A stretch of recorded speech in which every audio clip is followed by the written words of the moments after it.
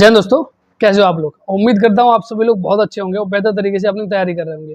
और आज इस वीडियो को देखने के बाद आपके अंदर एक छोटी सी जलन पैदा होगी। वो जलन ये रहेगी कुछ पाने की कि हाँ, अपन को भी बेहतर तरीके से रहना है और बेहतर बनना है। खैर, अब ज़्यादा आप लोगों को जलाएंगे नहीं, इसलिए ये रख देते हैं अपन लोग यहाँ पे। आज मैं बात करने वाला हूँ SSC GD के बारे में। SSC GD में आंखें कैसे टेस्ट होती हैं, उस चीज़ के बारे में बात करने वाला हूँ।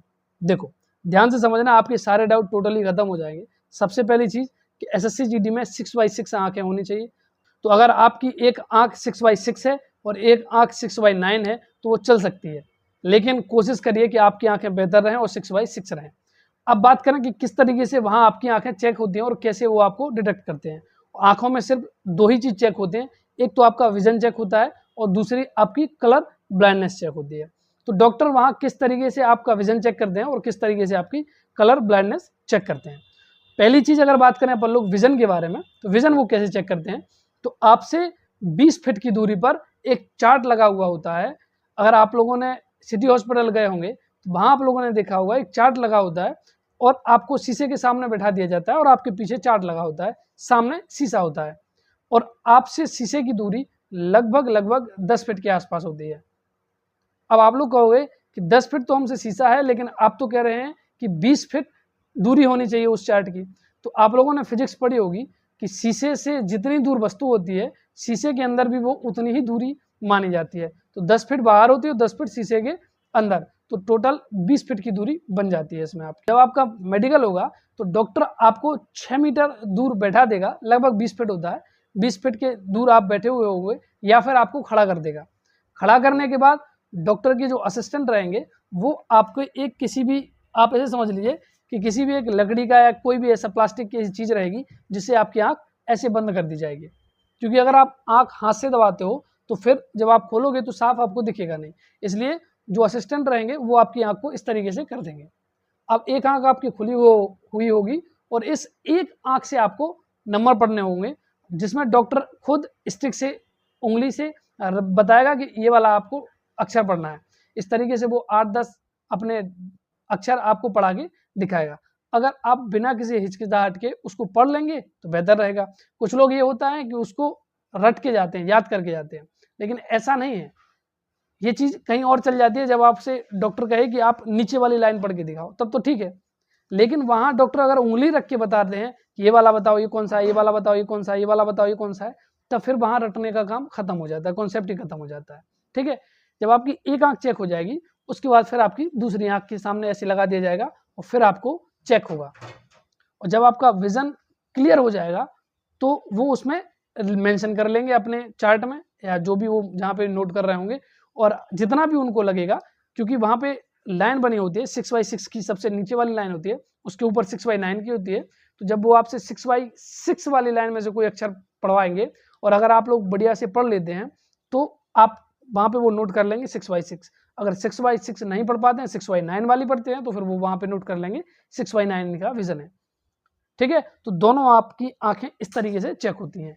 कुछ ऐसे लेटर्स होते हैं जिनमें कन्फ्यूजन होता ही होता है, जैसे यू में हो जाता है, वी में हो जाता है, सी में हो जाता है। ऐसे लेटर्स होते हैं इनमें कन्फ्यूजन हो जाती है अगर आप सही से नहीं देख पा रहे हो तो। डॉक्टर कोऑपरेटिव होते हैं, बहुत अच्छे से बात करते हैं, बशर्ते आप अच्छे से बिहेव करिए। अगर आप सोच रहे हैं या फिर आप ओवर स्मार्ट बन रहे हैं तो वहीं वो आपको मुर्गा बना देंगे। कोई बड़ी चीज़ नहीं है मुर्गा बनाना, वहीं आपको मुर्गा बना देंगे तत्काल। 1 सेकंड का समय नहीं लगेगा, समझे।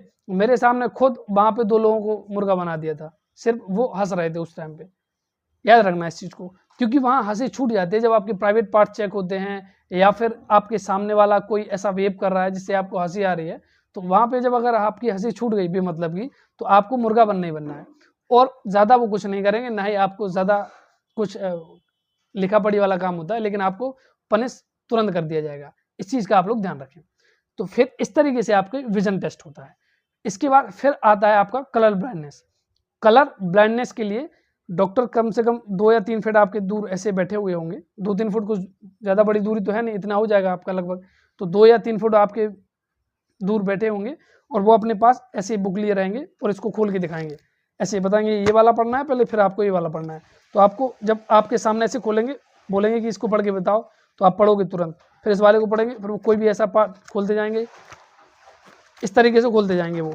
अगर जो लेटर लिखा हो तो लेटर लिखना है, नंबर हो तो नंबर बोलना है, अगर कुछ नहीं है तो उसको ब्लैंक बोला जाता है। तो आप ब्लैंक बोल दीजिए, मतलब जो जिगजैग जिगजैग जिगजैग कुछ टाइप का बना हुआ होता है, तो आप वहाँ पे अगर ब्लैंक बता देंगे तो वो फिर आगे बढ़ जाएगा। ये इंस्ट्रक्शन डॉक्टर आपको पहले ही बता देंगे कि क्या आपको बोलना है, कैसे आपको बोलना है। तो इस तरीके से आपका कलर ब्लाइंडनेस का टेस्ट हो जाता है। अगर आप घर पे कलर ब्लाइंडनेस का करना चाहते हैं तो बुक आती है छोटी सी, आप उसको ले आइए। उसको नहीं करना चाहते हैं, आप सिटी हॉस्पिटल में जाइए, वहाँ पे भी यही बुक सेम रखी हुई होगी, आप खोलिए उसको, डॉक्टर से परमिशन ले लीजिए। सबसे पहले सभ्यता का मतलब यही होता है कि अगर किसी की आप कोई चीज़ छू रहे हैं तो उसके लिए सबसे पहले आप परमिशन लो।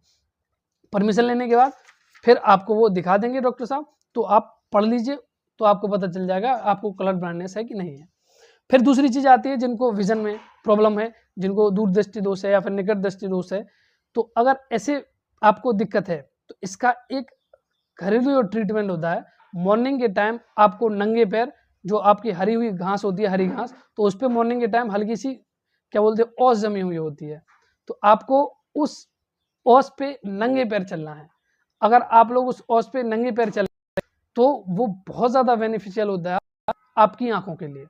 अब देखो ऐसा नहीं है, जब आप मेडिकल देने जाओगे तो आंखें 10 बार आंखें आप देखोगे, दूर वाली चीज़ देखोगे, एक आंख बंद करके देखोगे, फिर दूसरी आंख बंद करके देखोगे, फिर उसके नज़दीक जाके देखोगे। ये सब चीज़ें आप करोगे क्योंकि ये सब चीज़ें हम लोग करते थे जब हम लोग मेडिकल देने जा रहे थे, और यही चीज़ आप भी करोगे जब, क्योंकि अभी हम लोगों के अंदर एक डर सा बैठा हुआ होता है। लेकिन इस वीडियो के बाद आप डरना थोड़ा सा बहुत कम कर दोगे।